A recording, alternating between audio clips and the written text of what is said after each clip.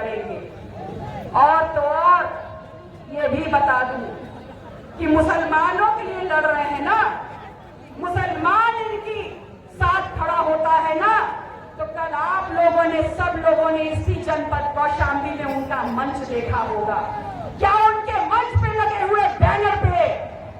जिनको हम मानते हैं, आप सब मानते हैं, समाजवादी पार्टी के एक कद्दावर नेता आजम खान साहब की क्या 1 मिलीमीटर की फोटो भी दिखाई दी थी? और कहते हैं कि हम मुसलमानों की बात करते हैं। मैं आप लोगों से कह रही हूं कि आज मैं पीडीएम के प्रत्याशी नरेंद्र कुमार सरोज को आपके बीच में लेके आई हूं, और इस साथ इस उम्मीद और इस आशीर्वाद का मैं आश्वासन और पुख्ता सबूत आप लोगों से लेने आई हूं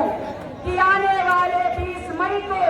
जो लोकतंत्र का एक बहुत बड़ा त्योहार है, उसमें चाहे गाय गोरू को आप चारा सानी मत करिएगा,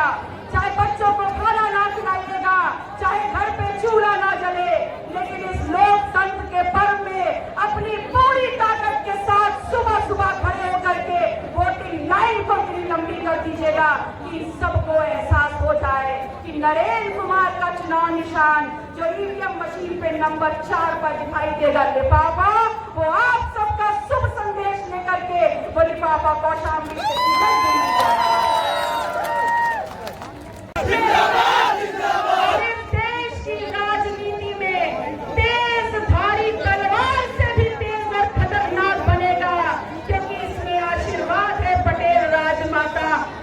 पटेल अपना दल का,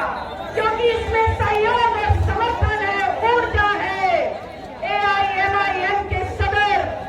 माननीय सदर बैरिस्टर असदुद्दीन ओवैसी साहब का, क्योंकि इसमें सहयोग और जलगार और विचारधारा है बहुजन आर्मी की, प्रगतिशील मानव समाज पार्टी की। ये पिछड़ा दलित आंदोलन, ये पिछड़ा दलित मुसलमान